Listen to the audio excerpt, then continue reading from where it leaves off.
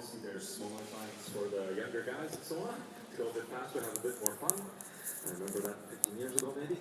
And then we have also smaller foils, medium aspect, high aspect foils, which are great for wing foiling, kite foiling, all the other foiling sports too. Ethan, tell us, what is that? Yeah, I've got a little bit of a mixture of our stuff that we make. Some of our masts, our high modulus mast, and our HA floats, which have been, came out in the last year, have been extremely popular with people allowing them to glide and still get the turning ability that they're looking for. And the reach when the foil comes out of the water, being able to re-enter and really push the surf into the next level. So, is this your favorite one? it's a little bit bigger for me. I prefer a little bit smaller size. Why? When I tend to ride, especially in New Zealand, we just tend to have bigger conditions. But for lakes and stuff like this is the perfect size. And really allows people to get out there and be able to glide on small bumps that may only be knee high or weight or only even ankle high. There's so many differences when I see like this. One is bigger, one is smaller. What is actually? Can you say like what is better, or what is better when you a beginner? What is better when you bigger? Obviously, for beginners or heavier riders, the bigger foil will make things easier. The bigger the foil, the slower you can go and still stay flying. So typically, if we're talking about, for example, wing foiling, when you're starting out with a fairly big wing that's around 2,000 square centimeters. That will allow you to go very slow, which won't scare you. Obviously, when you're getting up on the foil, it'll be very stable. And then later, as you progress, you will start going down in sizes. But in generally, also, a heavier rider will need a slightly larger foil. Right? Depends on level, but typically, larger rider, larger foil, smaller rider, smaller foil. And we just saw you guys in the water. It's super tough to do this sport. It's not so easy as it looks like. So what do you recommend for somebody who wants to start with foiling? Yeah, it all depends on what area you're starting at. Preferably say behind a boat is going to be the easiest way to start getting pulled up. If you have that ability. And a lower aspect foil, something in the 1,500 to 2,000 range depending on your size and your weight. The bigger you go, as it says, the more stable it's going to be, the more predictable. And then if you get windier conditions, we tend to have a lot of windy conditions down in New Zealand, and it tends to be slightly smaller foils allow us to be able to handle those conditions and ride. And when we speak about the topic of sustainability, how important is sustainability for you guys? It's a very important topic. We obviously want to essentially keep the environment as healthy as possible. So we try to, in the manufacturing processes, keep an eye on how things are made, if we can use essentially, like for example, eco cores and so on, which are made of more plant-based materials, plant-based epoxies and so on, because they're just a lot more ecologically friendly. And also trying to recycle as much of essentially cut-offs or reducing waste when we are producing the foils. What about you guys? Yeah, we do a lot. We have our own factory, so from start to finish, we're able to control the process as much as possible, but Max have in the last couple of years, the packaging and all that kind of side has been our big process of eliminating that, so it's all recyclable and put it all away. Yeah, because it's also an important topic. I mean, we speak about sustainability, we speak about saving our nature and saving our water, because we love water. This is what we say. And what do you say to your clients? How do you explain it? We explain to them that we essentially do our best to keep our carbon footprint down, to basically reduce waste. And we also give them tips on how to basically not pollute the water anymore, like what materials they should be using to clean the foils, how to basically make sure that they're actually not polluting. We also, again, try with packaging, it's the same thing, trying to use as much recyclable material in the packaging, reducing the amount of plastic that's used. Yeah, we do. A lot of our product is made of durability and long lasting. With our mixture of carbon and titanium allows us to have a foil set that is going to last you a long time. You're not going to have to replace quickly. So in that, you've got this product. Our same fuselage system has been the same for 7 years. So you can put any of our foils that we've made over all the generations onto this foil set, which means that people haven't had to upgrade, but they didn't need to. And we see that the fall sport is growing. I mean, last weekend we had a great competition here. It was the first in the World Cup. It was amazing. It was a great atmosphere. atmosphere that we had here. And yeah, we see it growing. How is your meaning about it? Like, how do you see the sport growing, and what is next to come? Also, what is next to come in the product? I mean, I've been doing this since 2009, so I've pretty much seen almost every sort of side of the foiling grow. I mean, I remember 2019, I was here at the boat. It's the first time I actually got starting just off the side there with the very first foils. And since then, we've grown so far. In 2009, we were essentially kite foiling almost exclusively on them, and then surf foiling came around, I think around 2014. Out of the surf foiling evolved, essentially the wind foiling came out of that. In between that, we also had the wind foiling that came. What's going to come now is for downwind foiling, is the para-winging. That's brought a whole new aspect to the downwind side, because downwinding so far has been, let's say, fairly difficult, more of a fitness sport. You needed a fairly large board, and you needed to have a fairly high level of paddling to be able to go out in windy, wavy conditions and then get up that board.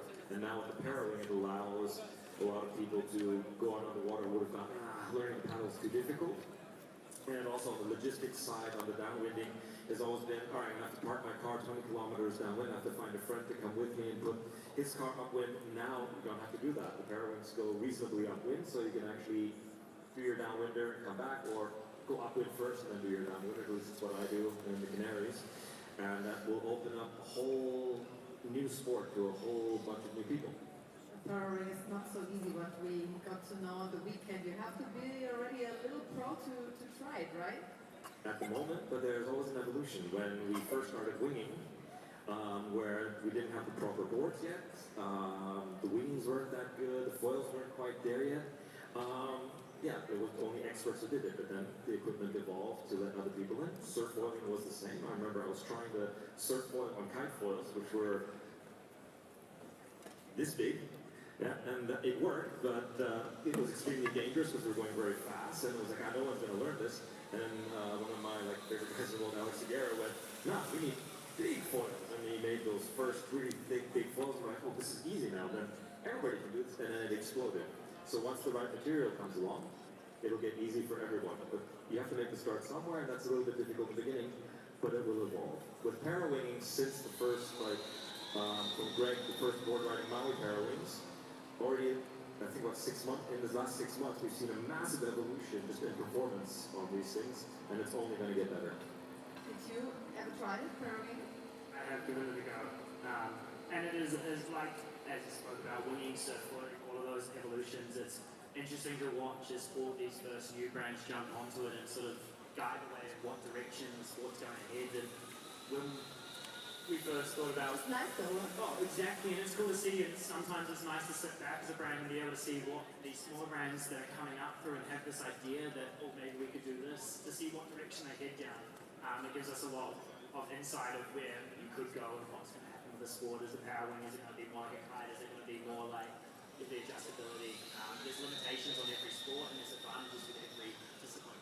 And what are you looking for and what's it going to allow you to do? Just for the last minutes, let us speak a little bit about the product that you brought here. We have a big wing from Armstrong over there and a small one. And what else that you brought there?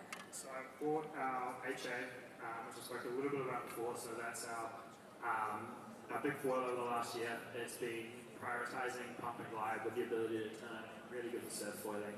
And a lot of guys are loving it for winging, just on those playful sort of days. Then I brought a stabilizer at 180. This is the stabilizer I raced and won into a lot this year. It allows me to get that speed, but it still gives me the control and the ability I'm looking for. And then I brought our fuselage.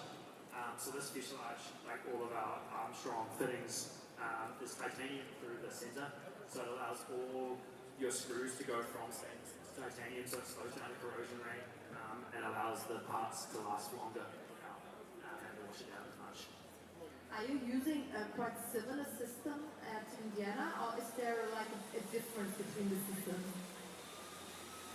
It's a very different system. We essentially, we have actually two different systems in our range, like our more value for money range. We have all the separate parts, we've got aluminum parts and so on, which are still sort of compatible with our carbon mass, but we use sort of a locking system rather than having our fuselage stuck through. And we also have, for the high performance foils, a monoblock system where the fronting is integrated with the front part of the fuselage, and then we have different types of tails, different lengths, where people can choose like for more stability or for more looseness and speed. Yeah, but they're both systems that work very well. It's just, yeah, there's different ways of approaching it. And both systems, or all systems are adjustable to any kind of board, right? Yeah. The funny history of that, like especially working with Adrian Rupert from Axis back, when was this? This was 2011. When we're all sitting together back, okay, the 4 foil brands are sitting together, and we're like, okay, we need to decide on a spacing for the tracks and everything, and a lot of arguing. We eventually were like, no, we'll take the 90 millimeter that the French brand Toro had already done, and we're going to stick with the 90 millimeter by 16.5. And luckily it's stuck through there, which has allowed all foils to fit on every board. We're not quite there yet with making all the foils compatible with each other, but for example, we are trying with Indiana. We've got an adapter, for example, to work with the Axis foils. So again, on the theme of sustainability, if we're trying to prevent people from going, okay, I want to have an Axis system and I want to try an Indiana foil, that we can allow them to adapt their current Axis mask, for example, to an Indiana foil, so they don't have to buy a new mask, which again reduces the amount of material that needs to be produced and made. Same with your system, I think, right? Yeah, our system is only compatible with Armstrong in that sort of sense. But yeah, we've got the same track system, and we don't use any. There is one other system through the box system. We put it inside the board, but most of it on the tracks because it makes it adjustable, and you can set it personal preference depending on what you're writing. Cool. Thank you very much, guys. Very interesting to hear. Even though I'm here for so many days, listen to this for so many times, but it's still always a little bit different. Thank you very much. Gunnar and Eden from Armstrong and Indiana. You guys will be here for any questions, right? Exactly. Also die Jungs sind hier von Indiana und von Armstrong natürlich immer offen für eure Fragen. Schaut bei den Jungs am Stand vorbei. Total interessant, dass man irgendwie immer an jedem Talk dann doch mal was Neues erfährt über das Foiling. Ein Sport, der wirklich mega am Kommen ist. Super cool, wir haben es ja vorne auf dem Wasser gesehen. Also es lohnt sich da mal ein bisschen reinzuschnuppern. Gar nicht so einfach. Wir haben ja auch gelernt, man kann ganz schön viele Kalorien verbrennen beim Foiling. Und es ist für jede Altersklasse ein cooler Sport. Vielen Dank an dieser Stelle. Wir machen eine kurze Unterbrechung und dann geht es gleich auch hier bei uns im Programm weiter. Es wird auf jeden Fall gleich auch noch eine coole Wakeboard-Show geben mit Flinty. Also ein unterhaltsames Programm hier weiter bei uns in Halle 17 auf unserer Bühne. Bis gleich. Soll sie schon für 169 € bis 1.500 € nach oben im Preisbereich bekommen. So ein Board wie es hier liegt bei 4.000 € und da muss man schon sehr viel Leidenschaft bekommen. Absolut, absolut. Und auch Transport wäre also das muss auf der Autobahn verbrennen mit sowas auf dem Dach, das ist etwas schwieriger und das wird nicht für jedermann. Aber die Stand-Up-Paddleboards sind aufblasbar. Die bringen deutlich mehr Stabilität als sowas und dementsprechend auch variabel in der Einsatz. Also mehr Stabilität bringt immer ein Hardboard. So ein Stand-Up-Paddleboard ist ja trotzdem noch ein bisschen weich, auch wenn ich da 20 PSI drauf mache. Das ist schon super steif, aber das ist noch ganz anders steif. Das kann man nicht vergleichen. Beide haben ihre Daseinsberechtigung. Ich habe immer noch mein allererstes Eishack, mit dem ich angefangen habe. Ich liebe es nach wie vor. Ich fahre auch beides gerne, Hauptsache auf dem Wasser. Und ich habe die Information nicht im Vorfeld, aber der Wettkampf am Wochenende wird von super organisiert. Das ist der Pilar, der ist der Kopf der Euro-Tour. Das sind mehrere Rennen über Gesamteuropa. Das sind wirklich hochklassige Wettkämpfe. Das macht der Pilar. Wir unterstützen nur so ein bisschen. Nur ganz wenig, weil der Mann ist sehr autark, macht das seit sehr vielen Jahren und da muss man nicht sagen. Wie ich die Interesse mit Stand-Up-Paddle also wenn ich fragen, Interesse die letzten Jahre, weil ich bin ja 2020, 2021, die Stand-Up-Paddle-Brecher, dann haben wir nicht gut gehabt. Und das finde ich schön, dass die Leute rausgehen wollen, draußen zu sein, am Wasser zu sein, auf dem Wasser zu sein und wie ist jetzt aktuell, wieder 2025, der Blick nach vorne? Ja, die Bretter sind immer noch auf dem Wasser, aber nun gibt es inzwischen ganz viele eigene Boards. Dadurch, dass der Markt wirklich mit günstigen Brettern überflutet wurde, hat jeder auch zugeschlagen. Man kann das auch ja super schnell in jeder Altersklasse erlernen und man ist draußen alles besser als vor Computerspielen. Aber dadurch ist der Markt natürlich auch schwierig geworden, gerade auch für die Leute, die das Know-how haben und beraten könnten, aber dann nicht mehr die Chance dazu haben. Und ich weiß von unseren Stationen, dass der Verleih sehr zurückgegangen ist. Die Einsteigerkurse, die fortgeschrittenen Kurse werden nach wie vor super gebucht, aber der Verleih ist leider sehr zurückgegangen und das sind halt Existenzen, die dran hängen. Und das muss sich jetzt irgendwie im Laufe der nächsten Jahre wieder auf einen gesunden Level einbringen. Es war halt der Hype, obendrauf kam Corona. Jetzt müssen wir gucken, wo es hingeht. Ich hoffe sehr, dass wir mit Wassersport weiter wachsen, dass mehr Leute dazukommen, mehr Leidenschaft da gefunden wird, mehr rausgehen in der Natur. Aber ich bin gute Dinge und ich finde auch die Tatsache, dass wir gemeinsam hier in der Halle sind, ist ein gutes Zeichen und ist auf jeden Fall super viel wert, dass wir so eine tolle 9 Tage zusammen verbringen können. Und danke, dass du da bist und dass du für Stand-Up-Sport tust, was du tust. Sehr gerne, aber eins möchte ich noch finalisieren. Wir hatten jetzt schon den Sprint und das Tech Race. Es gibt auch noch die Langdistanz als Rennformat, das sind 12 Kilometer, manchmal bis zu 16. Und dann gibt es die Ultralangdistanz, die fängt danach an, dann nenne ich nur die 11 City, 220 Kilometer. Und das längste, was ich kenne, ist das Yukon 750. Na, was sagt das wohl? 750 Kilometer durch den Originalschauplatz Yukon. Wow, über wie viele Tage? Eine Woche. Eine Woche lang. Du bist komplett auf dich alleine gestellt, du hast alles auf dein Bord, was du zum Überleben tatsächlich brauchst. Weil im Yukon gibt es nichts, wo einer mit dem Camper nebenher fährt und dich versorgt. Was, das heißt, du paddelst los, du paddelst so lange du kannst für den Tag, übernachtest dann am Flussufer und dann paddelst weiter. Machst dir was zu essen und. Wow, ey, das ist super spannend, da müssen wir nochmal drüber reden auf jeden Fall, weil es finde ich schon, das ist sowas stattfindet und abenteuerlich ist, absolut. Auf jeden Fall. Ich bedanke mich ganz herzlich bei dir auf jeden Fall, dass du deine Leidenschaft weiter aufrechterhältst, dass du hier bist. Und falls ihr noch Fragen haben solltet am Nobby, dann könnt ihr gerne tun. Du bist ja hier in der Ecke, richtig? Genau. Die D65. Die 65. Hey, vielen Dank, dass du die Zeit hast, auf die Bühne zu kommen.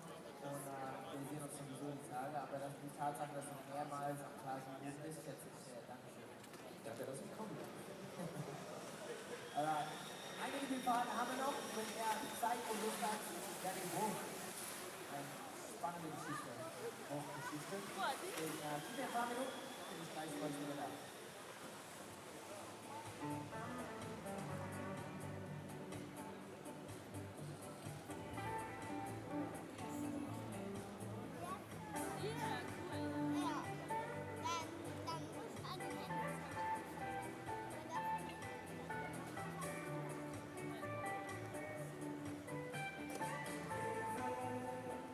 Running through my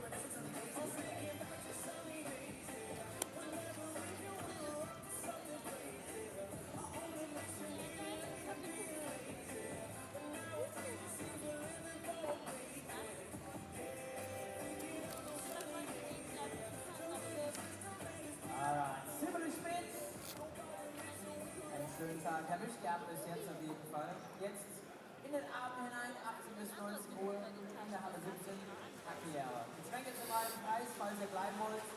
Und den Abend hier ausklingen lassen möchtet, das könnt ihr alle mal machen. Aber bis dahin habe ich spannende Gäste, meine letzte Gästin hier für den heutigen Tag hier auf der Bühne. Das war Simone und Danny Wupp. Thanks for coming and joining us. Thank you. It's really nice to have you here. Thank you. Hey, we haven't spoken much this week. How's the week been for you so far? How's the feedback and the experience of you being here? It's really good. After the home, True. yeah, it's really good. For us, for Wind Center and Players Club and that as well, of course, it's a really good opportunity to not only to show what we offer, but also to know more people and to be more part of this community. So for us, it's really, really a good experience here. So let's, when you're talking about the hotel Player Surf, it's pretty special and also with the possibility to test the material and everything. Maybe you can tell me a little bit about the hotel and what my experience would be if I was to come and hang out with you guys and what the area is like.